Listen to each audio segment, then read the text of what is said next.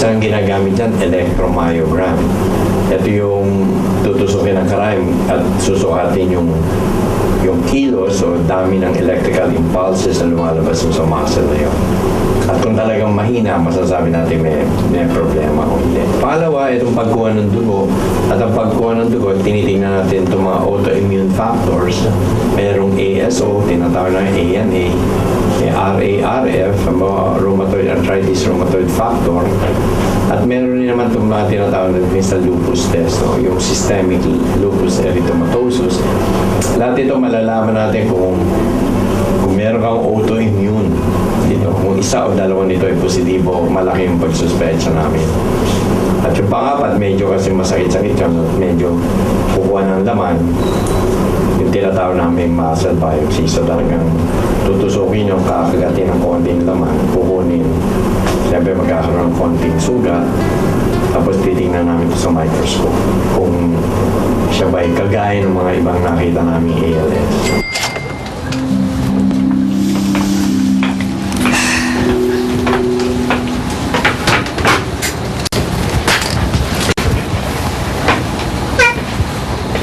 It's just as I feared.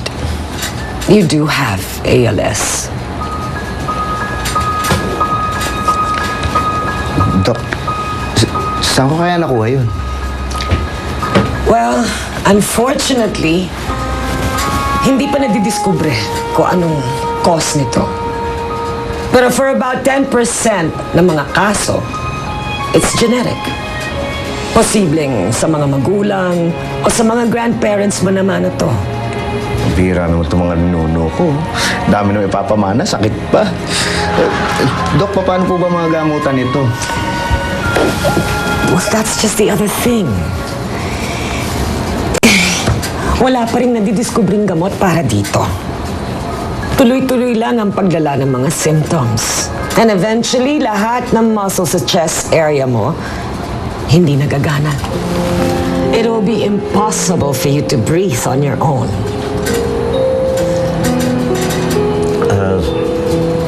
Dok, tansya nyo lang, mga ilang taon pa bago mangyari yung sinasabi nyo, mga 10 taon? Pepito, I hate to say this, but yours is a rare progressive case. Let's just put it this way. Lahat ng symptoms na nararamdaman mo that supposedly should have happened in 6 months, nangyari sa iyo sa 2 linggo lang.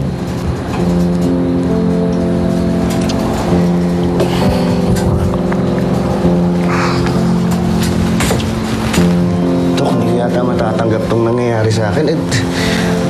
Ano nang gagawin ko?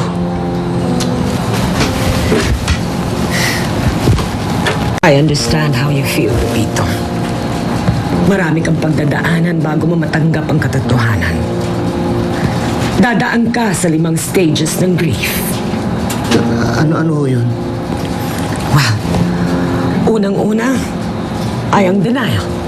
Dok, hindi ako naniniwalang may sakit ako eh.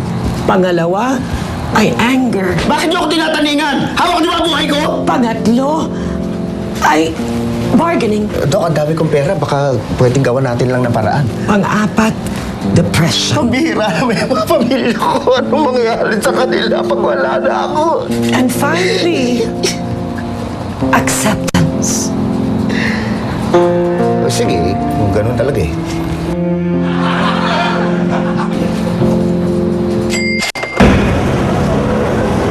Tommy, ano yung kaso mo? Pepito, please sit down. You're going to be a witness to this. Attorney Borromeo? Of course. You know, nalaman namin na gumawa pala ng last will and testament na tayo. Talaga? This is my lucky day. We just got a copy of it and Attorney Borromeo is reading it. Attorney Borromeo, read us the will and testament.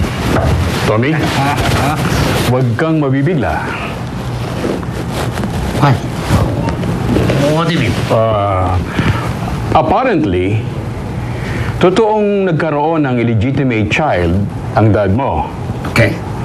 Pero according to this will, hindi niya ito pamamanahan. Yes! Yes! That's what I'm talking about! That's what I'm talking about! Alam mo ibig sabihin yan? I will inherit everything. Wala na akong kahati. Go on. On the contrary, you get nothing. Nada. Entiende? Nada. I get nothing? Yes, nothing. Why is that? It says here that your dad had an affair with Nora Jones. Yeah, she's my mother. That's right. That means ikaw ang anak sa labas at wala kang mamanahin kahit isang kusing. What?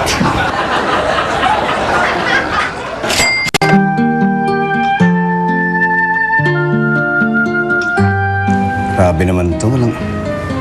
Kahit sino pwedeng tapuan. Parang walang gamot yata dito eh. Buti pa ibang sakit eh. Buti pa yung sakit sa puso. Pitoy? Ay! Ano? Ano ka ba?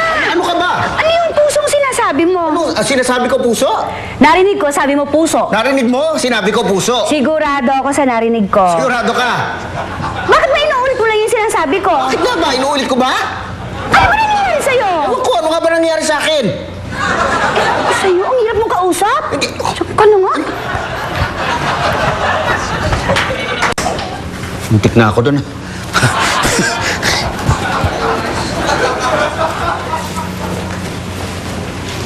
Pits! Pets! What?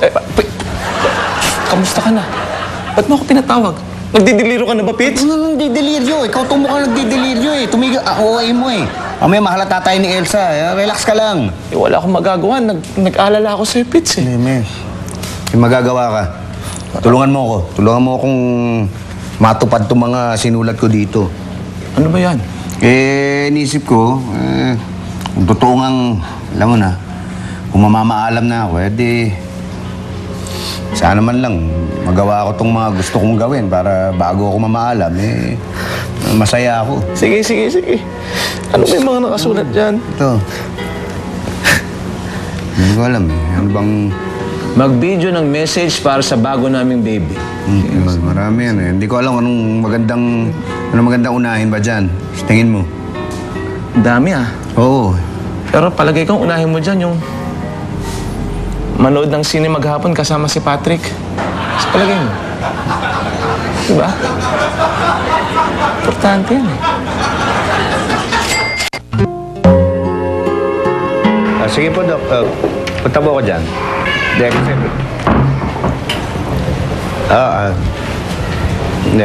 ano kasi, medyo napapadalas na nga. Sige, magkita ko tayo. Sige, diretso lang ako dyan. Walang problema, walang.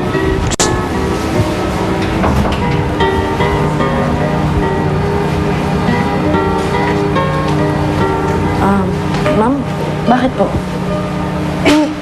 Hindi kasi... Ewan ko kung ano nangyayari kay Pitoy eh. Iba yung kinikilos eh. Isang beses, biglang sinara niya yung laptop niya nung makita niyang paparating ako. Ngayon, ayan, nagkukulong sa kwarto. May kausap sa cellphone.